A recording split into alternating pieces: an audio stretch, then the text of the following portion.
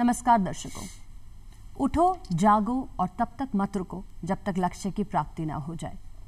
स्वामी विवेकानंद जी की कही हुई यह पंक्तियां जो सजग युवाओं के मन पर आज भी अमिट छाप से अंकित हैं।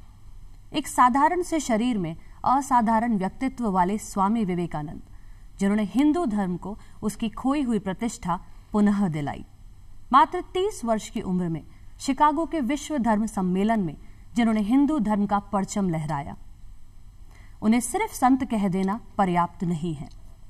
स्वामी विवेकानंद एक प्रखर देशभक्त, ओजस्वी वक्ता, मनीषी लेखक, गंभीर विचारक और परम मानव प्रेमी, यह सभी विशेषताएं उनके व्यक्तित्व पर सुनहरे मोती के रूप में अंकित हैं।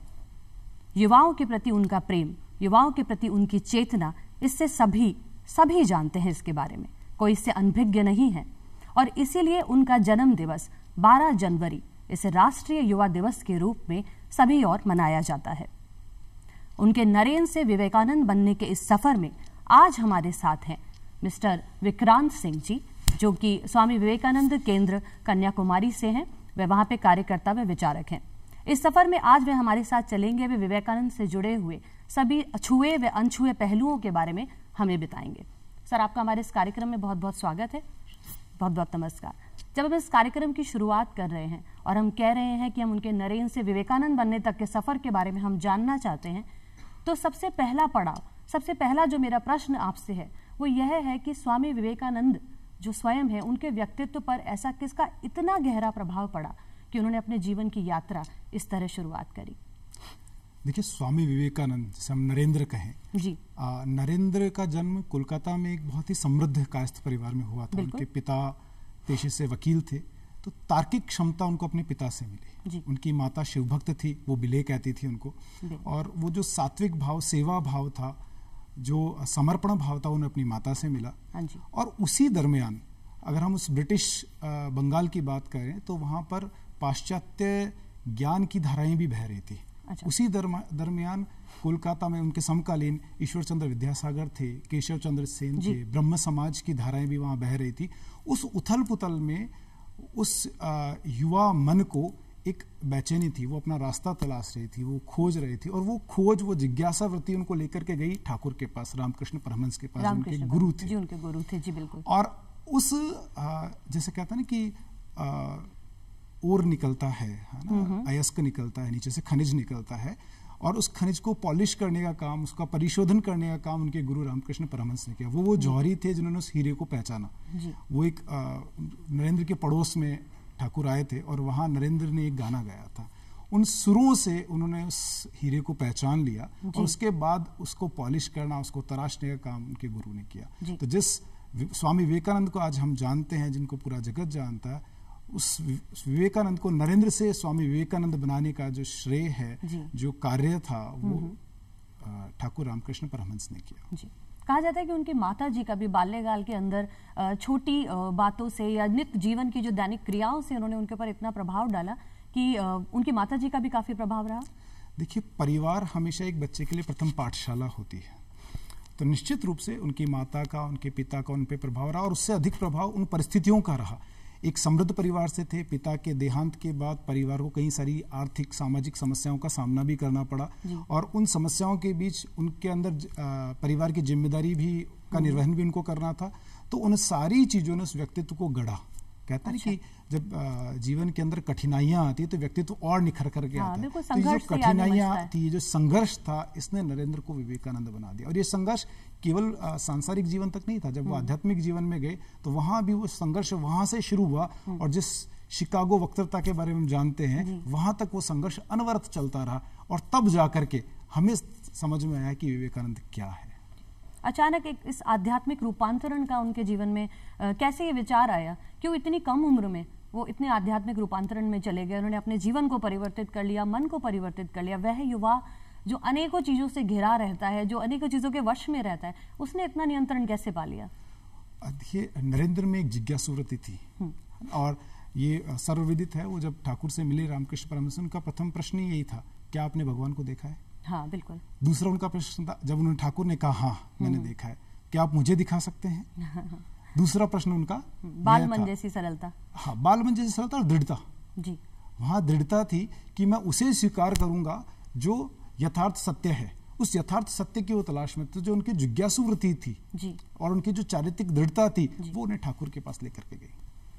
बिल्कुल, बाल मन की सरलता थी, जिज्ञासु प्रवृत्ति थी, तर्क वितर्क लगता है मुझे उनके अंदर कहीं ना कहीं समाहित था, हर बात को जानना चाहते हैं। देखिए, वो अत्यंत मेधावी थे जी, और इतने मेधावी थे कि जब वो ठाकुर की शरण में आ गए थे और वो दक्षिणेश्वर जाते थे, तो ठाकुर भी बहुत सी बार बड़े खुश होते थे कि नरेंद्र आने वाला है ना। वो मिठाई बचा के रखते थे कि मेरा नरेंद्र आएगा, उसके लिए मैं मिठाई बचा के रखूंगा। और जब नरेंद्र आते थे तो उनको कहते हैं तू तर्क वितर्क कर, मैं देखूंगा। जैसे एक बच्चा होता है ना, जैसे छोटे बच्चे को अपने पेरेंट्स कहते हैं कि नाच के दिखा, कोई काव्य पाठ करके दिखा, कोई कविता बोल करके दिखाओ, ऐसे वो नरेंद्र को वहां उकसाते थे और उनके तर्क वितर्क को देखते थे और उसका आनंद लेते थे। एक माता की तरह, एक पिता की तरह उस आनंद को लेते। तो उनका जो गुरु जो थे रामकृष्ण परमहंस, विवेकानंद, जो कुछ भी है, उनके व्यक्तित्व के जितने भी पहलू हैं, उनको गढ़ने वाले जो मूर्तिकार हैं, जो शिल्पकार हैं, ठाकुर रामकृष्ण परमहंस। आपकी बातों से मुझे ऐसा, मतलब इस बात में इतना रस है, एक विद्यार्थी के जीवन में, उसके निर्माण में, युवा के निर्माण में परिवार के साथ साथ शिक्षक की जो भूमिका है, शायद वो बहुत खास होती है। निस्संदेह। शिक्षक से ही आगे बढ़ते हुए मुझे ध्यान आया कि स्वामी विवेकानंद ने शिक्षा को लेकर के, शिक्षा प्रणाली को लेकर उनके कुछ उद्देश्य थे, कुछ विचार थे, कुछ उनकी धारणाएं थी, कुछ दर्शन था। आज के समय में कितना सटीक बैठता है और उनकी शिक्षा प्रणाली जिसके संदर्भ में वह बात करते थे, उसके क्या खास उद्देश्य थे? स्वामी विवेकानंद ने शिक्षा के 3 आयाम बताए, 3 आवश्यकताएं बताई, 3 लक्ष्य या उद्देश्य बताए। पहला था हृदय की उदारता। हाँ, कितना खूबसूरत है। हमारी हृदय की उदारता ऐसी होनी चाहिए कि वसुधैव कुटुंबकम का जो भाव है वो हमारा पर्याय बन जाए। अच्छा। यदि शिक्षा व्यवस्था यह नहीं दे पाती तो शिक्षा असफल है। बिल्कुल। दूसरा आयाम उन्होंने बताया कि चारित्रिक दृढ़ता। अच्छा। चरित्र उत्तम होना चाहिए। यदि चारित्रिक दृढ़ता नहीं है तो सारे इंटेलेक्चुअल या बौद्धिक आप कितने भी हो जाएं, बौद्धिक सफलताएं कितनी भी प्राप्त कर लें, आप समाज के लिए आप उपयोगी योगदान नहीं दे सकते। तो चारित्रिक दृढ़ता बड़ी जरूरी है। और तीसरा आयाम जो उन्होंने बताया, उन्होंने ये बताया कि हमारी जो क्षमताएं हैं जी, उन क्षमताओं का हम पूर्ण दोहन कर पा रहे हैं क्या? अच्छा। प्रत्येक ईश्वर ने प्रत्येक व्यक्ति को एक अद्वितीय क्षमताओं के साथ पैदा किया है ना? हम सब अपनी अपनी विशेषताएं रखते हैं। उन विशेषताओं के का हमने पूर्ण दोहन किया क्या? अच्छा। उस समाज के लिए, उस धर्म के लिए हमने उन क्षमताओं का पूरा उपयोग किया क्या? जैसे गीता भी कहती है कि जो क्षमताएं, जो हमारी प्रकृति है, उसके अनुसार हमें कर्म करना चाहिए और उस कर्म में हमें उस श्रेष्ठता की प्राप्ति करनी चाहिए और वो श्रेष्ठता की प्राप्ति करना हमारा दायित्व है, हमारा कर्तव्य है। यही स्वामी विवेकानंद भी कहते हैं कि आप जहां जीवन के जिस किसी कार्य क्षेत्र में, जहां कहीं भी हैं, जो कोई भी कार्य, आप शिक्षक हैं, आप डॉक्टर हैं, आप पुलिस डिपार्टमेंट में हैं, आप जर्नलिस्ट हैं, आप एंकर हैं, आप जहां कहीं भी हैं, वहां अपना 100% दे सकते हैं और वो देकर के अपने शिक्षा को सार्थक कर सकते हैं। बहुत खूबसूरत है। इतने अच्छे आदर्श, इतने अच्छे विचार रहे हैं। ये सभी जानते हैं युवाओं के प्रति उनका जो प्रेम था वो बिल्कुल अमिट प्रेम था। युवाओं को लेकर के बहुत सजग थे, युवाओं को लेकर उद्देश्य, धारणाएं, विचार उनके बहुत सारे थे। ऐसी क्या खास बात है जो युवाओं को स्वामी विवेकानंद के चरित्र से जरूर सीखनी चाहिए? स्वामी विवेकानंद एक युवा संत के रूप में पहचाने जाते हैं। हाँ। और आज इतने साल हो गए हैं, लगभग 100 वर्ष से अधिक हो गए हैं, लेकिन आज भी उनके विचार चिर युवा है, उनका व्यक्तित्व चिर युवा है जी।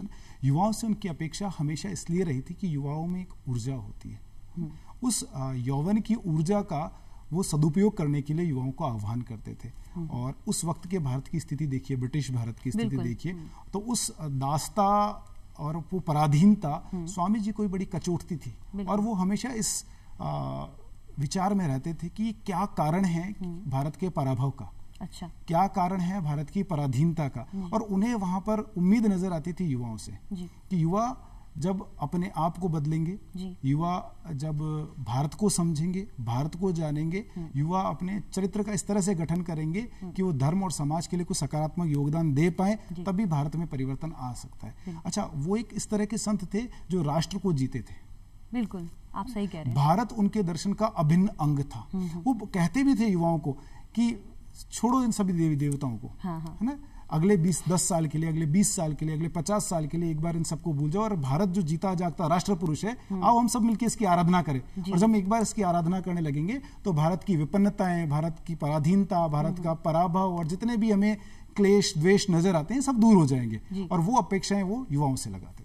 बहुत ही अच्छा, बहुत ही कितना अपने आप में एक अडिग, अटल और दृढ़ निश्चयी व्यक्ति ही ऐसी एक बात कर सकता है। कई विदेशों में उन्होंने, देश विदेशों में उन्होंने यात्राएं करी, भारत का डंका बजाया, परचम लगाया, हिंदू धर्म को प्रतिष्ठा उन्होंने दिलाई।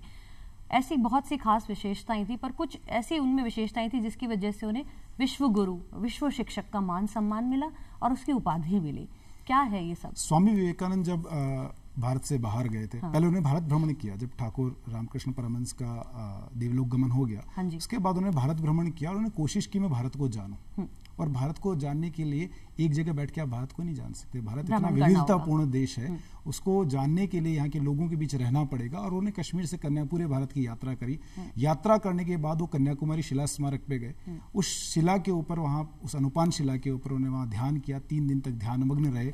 और वहाँ उस ध्यान में उनको वो डिवाइन ऑर्डर, एक दैवीय आदेश प्राप्त हुआ कि इस भारत के भाग्य को बदलने के लिए, इस भारत को पुनः जागृत करने के लिए तुम्हें प्रयास करने होंगे। और वहां वो अपने आप को संकल्पित करके खड़े हुए कि हाँ अब मैं करूंगा। राइट। और जब वो वहां से निकले, उसके बाद जब उनको मौका मिला कि भारत से बाहर भी जाना है, तो वो गए। और उनका उद्देश्य क्या था? मैं यहाँ से बाहर जाऊंगा, वहां से संसाधन लेकर के आऊंगा, संसाधनों से मैं अपने यहाँ के जो निर्धन, जो दरिद्र नारायण है, मैं उनकी सेवा करूंगा। वो बार बार कहते थे कि आप ईश्वर को पाना चाहते हो तो दरिद्र नारायण की सेवा करो। और वो भारत की दरिद्रता से बड़े व्यथित थे। वो चाहते थे कि हमें पश्चिम का ज्ञान विज्ञान भी मिले, हमारा आध्यात्मिक ज्ञान हमारे साथ हो, लेकिन वो चाहते थे कि पश्चिम और पूर्व का संगम हो। और वो संगम ऐसा हो, हम उनको अध्यात्म दें और वो हमें विज्ञान थे। तो विज्ञान और अध्यात्म के संगम के लिए स्वामी विवेकानंद हमेशा तत्पर रहे। और जब वो वहां गए, जैसे कनाडा में वो रहे, यूएसए में वो रहे, काफी देशों की यात्रा की। हाँ, उनका वहां का जो बौद्धिक वर्ग था उनसे कंटिन्यूस इंटरेक्शंस हुआ। जैसे फिजिसिस्ट थे निकोला टेस्ला। तो टेस्ला के जो अचीवमेंट्स थे, टेस्ला ने खुद अपना उसका योगदान जो था, उसका जो श्रेय था, वो स्वामी जी को दिया कि स्वामी जी के मार्गदर्शन और उनके वेदांत के उपदेशों के कारण मैं अपनी रिसर्च पूरी कर पाया।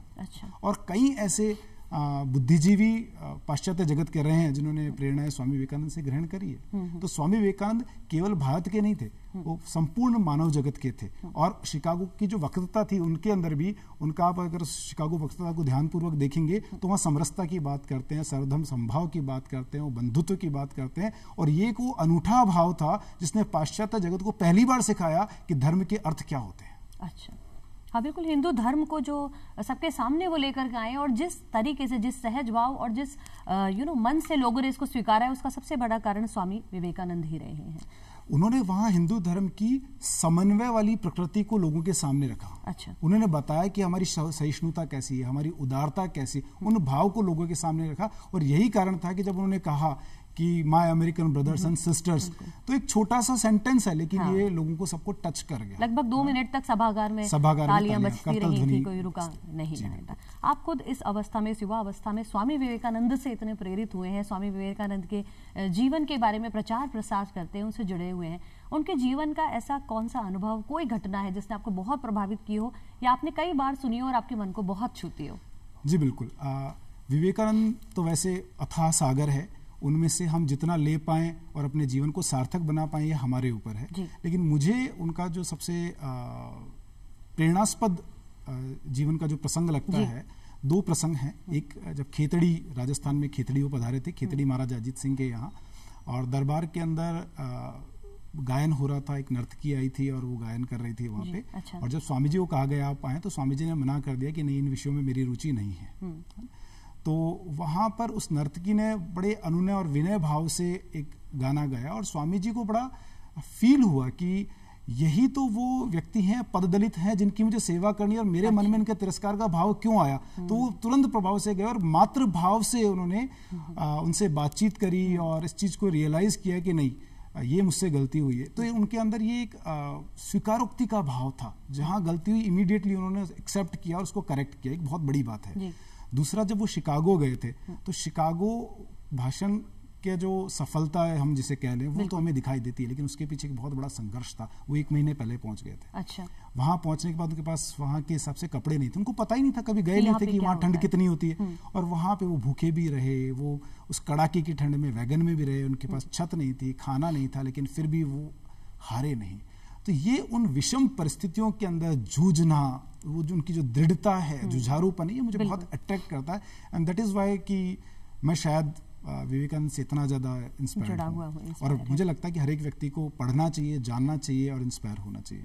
बिल्कुल, आप बिल्कुल ठीक बात आप ये कह रहे हैं। उन्होंने बहुत ही कम उम्र में, शायद 17 से 18 साल की उम्र में वेदांत का अध्ययन कर लिया। उन्होंने अनेक धार्मिक ग्रंथ उन्होंने पढ़े, आत्मसात ही कर लिया और सारा गूढ़ रहस्य उनका जान लिया। आज के युवा वर्ग को जब हम देखें तो पढ़ते हैं मुझे लगता है, लेकिन इतना धार्मिक ग्रंथों की तरफ रुझान नहीं है। एक अलग ही दिशा में ये पीढ़ी जा रही है। स्वामी विवेकानंद ने जब उन ग्रंथों का अध्ययन किया तब उन्होंने युवाओं को क्या संदेश दिए, साथ ही युवाओं को भी इन ग्रंथों का अध्ययन क्यों करना चाहिए? देखिए, स्वामी विवेकानंद का जो व्यक्तित्व है ना, वो व्यक्तित्व उनको हमारे भारत में हर गांव-गांव में आपको संत साधु मिलेंगे, और इतने बड़े साधु समाज के बावजूद भी विवेकानंद एक अलग पहचान है। हम उन्हें किसी संत साधु या किसी सन्यासी के रूप में नहीं दे, विवेकानंद स्वयं अपने आप में एक पहचान है, एक अद्वितीय पहचान है ना।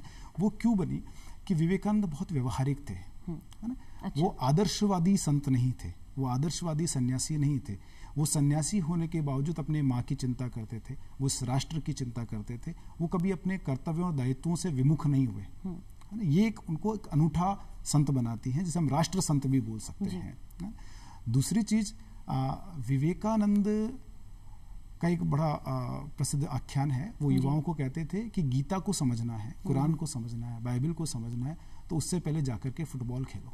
अच्छा। अपने स्नायुओं को इतना दृढ़ बनाओ कि तुम उस गीता के ज्ञान को ग्रहण करने का पात्र तो बनो। वो पात्रता तो अपने अंदर लाओ, लेकिन उसके लिए सबलता तो लाओ। और वो बड़े निर्भीक भाव से वो कहते थे कि निर्भय बनो। और जब वो इतने निर्भीक भाव से कहते निर्भय बनो, तो उसी वक्त वो युवाओं को कहते थे अपने द्वंद्व, अपने संदेह, अपने संशयों सबसे पार हो जाओ। अच्छा। और ये जो निर्भय बनो का संदेश वो देते थे, ये उन्होंने वेदांत से लिया था। और ये बार बार कहते थे कि यदि भारत को पुनः खड़ा होना है तो वेदांत की शरण में जाना होगा। अच्छा। वेदांत माने उपनिषद, और उसमें से श्रेष्ठ वेदांत जिसे हम कहते हैं, उपनिषद कहते हैं गीता। और ये बड़ा सौभाग्य की बात है कि अब न्यू एजुकेशन पॉलिसी के अंदर मैंने ऐसा सुना है कि शायद क्लास 6 और 7 में हम गीता को इंट्रोड्यूस करने जा रहे हैं, गीता को पढ़ने जा रहे हैं। और मुझे ऐसा लगता है कि प्रत्येक भारतीय क्या विश्व में प्रत्येक व्यक्ति जो अपने जीवन को सार्थक बनाना चाहता है, उसे वेदांत को, विशेषकर गीता का अध्ययन करना चाहिए।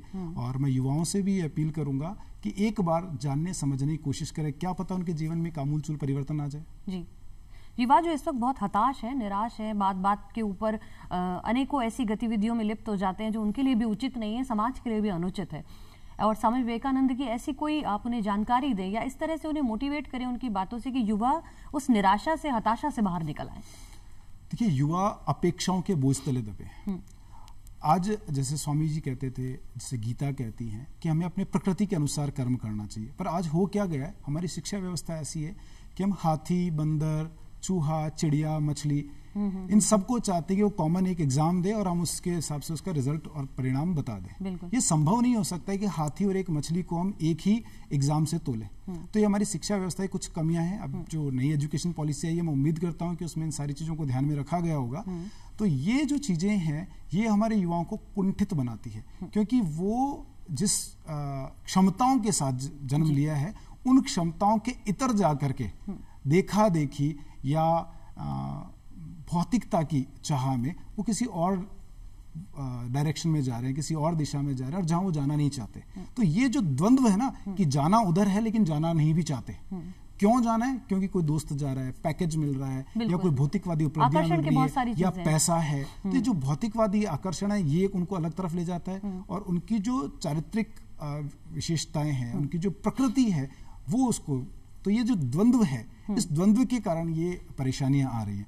लेकिन वहीं अगर स्वामी विवेकानंद को युवा पढ़ेंगे तो वो जानेंगे और कि ये जो द्वंद्व है, संशय है, संदेह है, सब क्षणिक हैं, और इनसे पार पाने के लिए हमें एक बार अपने आप के साथ समय बिताना पड़ेगा, हमें अपने आप को जानना पड़ेगा। और स्वामी जी बार बार कहते हैं कि एक बार लक्ष्य तय कर लो, उसके बाद उत्तिष्ठत जागृत प्राप्य वरान्नि बोधत।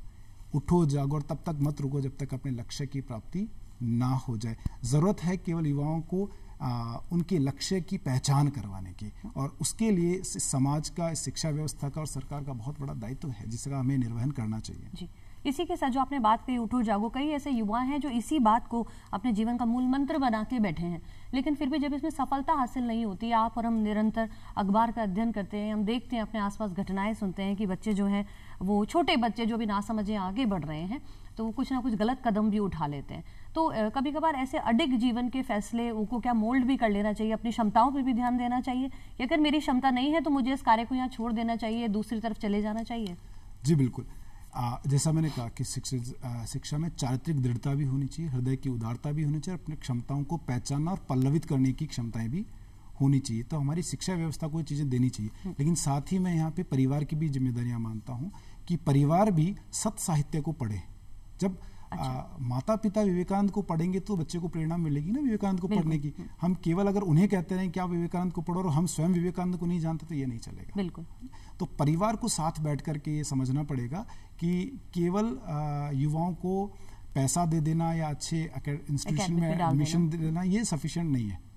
एक माता पिता की भूमिका उससे कहीं ज्यादा बढ़ करके है और उसका निर्वहन उन्हें समुचित तरीके से करना चाहिए। प्रथम गुरु माँ को ही होना होगा, प्रथम जो मार्गदर्शन है वो पिता को ही करना होगा। जो पुरानी हमारे जो कुछ नियम हैं, जो कायदे हैं, उन्हें लगातार हमें फॉलो करना होगा। स्वामी विवेकानंद जी की लिखी हुई कुछ ऐसी पुस्तकें हैं जो युवाओं के लिए मुझे लगता है पढ़ना बेहद जरूरी है। उनकी लिखी हुई उन कुछ पुस्तकों पर आप प्रकाश डालें। स्वामी विवेकानंद ने राजयोग एक बहुत अच्छी पुस्तक लिखी और उस पुस्तक को पढ़ने के बाद आपको महसूस होगा कि आधुनिक विश्व के अंदर अगर योग को पुनर्प्रतिष्ठित करने का किसी ने कार्य किया है तो स्वामी विवेकानंद हैं। और मैं उनके योगदान को किसी भी तरह से महर्षि पतंजलि से कम करके नहीं आंकता। अच्छा। उसके अलावा उन्होंने ध्यान योग भी लिखा है, एक कर्म योग करके भी एक सुंदर पुस्तक है। और उससे भी अधिक युवाओं को यदि शुरुआत करनी है विवेकानंद को जानने समझने की तो एक भारतीय व्याख्यान करके उनकी एक पुस्तक है, उसे वो पढ़ें, उसे समझें। अमेरिका से वापस आने के बाद, विदेश यात्रा से वापस आने के बाद श्रीलंका से लेकर के अल्मोड़ा तक पूरे भारत में जगह जगह उनके स्वागत समारोह हुए थे। वहाँ उन्होंने भिन्न भिन्न विषयों पे व्याख्यान दिए हैं। उन व्याख्यान को पढ़ें तो एक इंसाइट पैदा होगा, समझ बढ़ने लगी कि जीवन क्या है और जीवन को कैसे जीना चाहिए, वो समझ भी आएंगे। अच्छा। और जो बच्चे साइंस बैकग्राउंड से हैं, मैं उनको रिक्वेस्ट करूंगा कि स्वामी विवेकानंद इंट्यूटिव साइंटिस्ट करके भी एक पुस्तक है, आप उसे पढ़ें।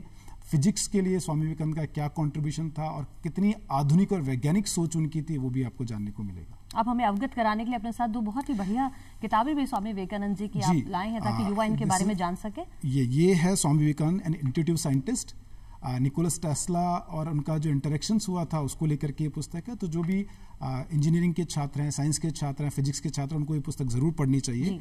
और जिस भारतीय व्याख्यान की मैं बात कर रहा था, ये पुस्तक है जहाँ श्रीलंका से लेकर के अल्मोड़ा तक और वापस कोलकाता तक जगह जगह जो स्वागत समारोह हुए थे, उनके अंदर उन्होंने विभिन्न विषयों पर व्याख्यान दिए थे।